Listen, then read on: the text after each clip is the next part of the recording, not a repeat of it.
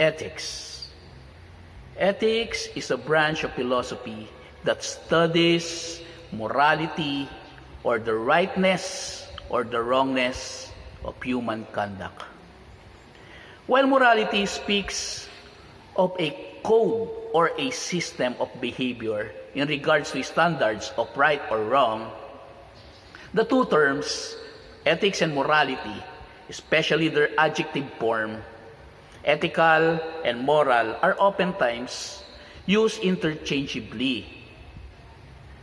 Ethics stands to queries about what there is reason to do, dealing with human actions and reasons for actions, concerned with character. In fact, it is derived from the Greek word ethos, which means character, or in plural, manners. Some questions that are ethical in nature. 1. What is good? 2. Who is a moral person? 3. What are values of a human being? 4. What makes an act right? 5. What duties do we have to each other? It is also called a moral philosophy. It evaluates moral concepts, values, principles, and standards. It is considered also as a normative study of human actions. Why?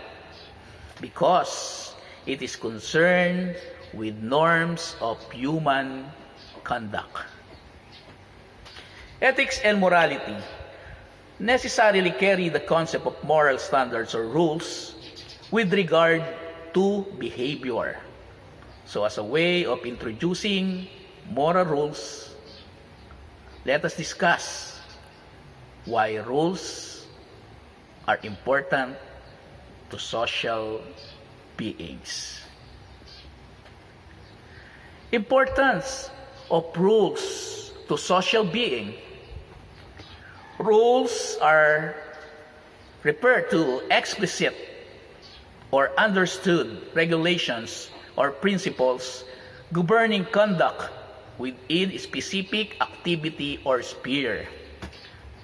Tell us what is not allowed in a particular context or situation. In many ways, rule serves a foundation for a healthy society.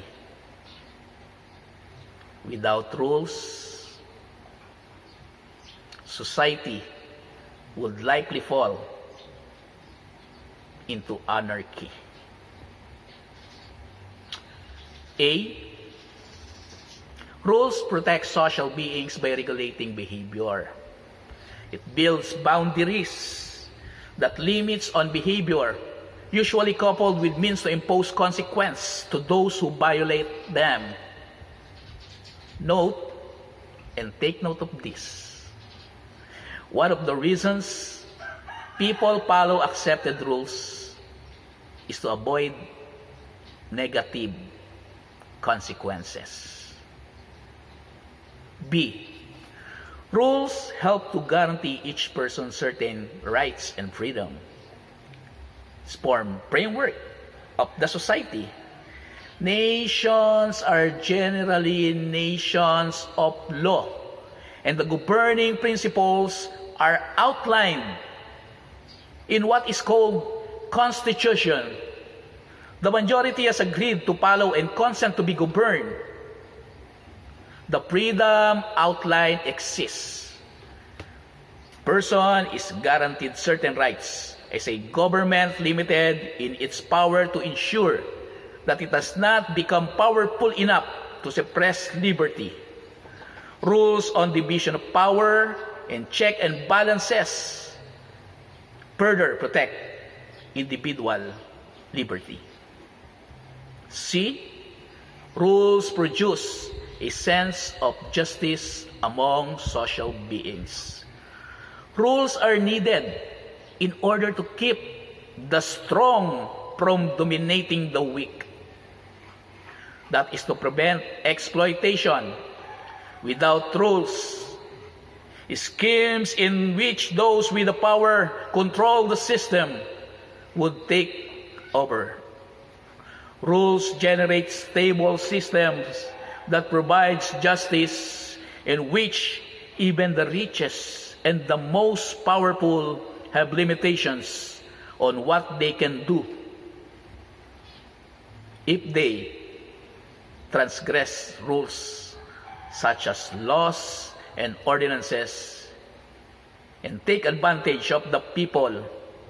They are consequences socially and criminally. Last, D. Rules are essential for a healthy economic system. Without rules regulating business, power would centralize around monopolies and that threaten the strength and competitiveness of the system.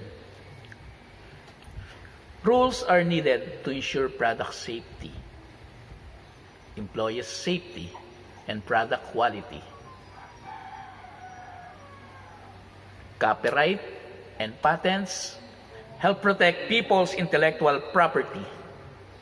Rules and regulations also keep the banking system stable so as to avoid depression and the like.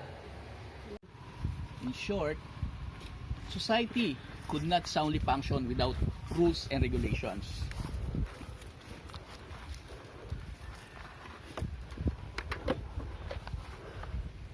Rules are necessary to protect the greater good. Even the freest societies ought to have rules in order to avoid exploitation and tyranny while upholding the common welfare.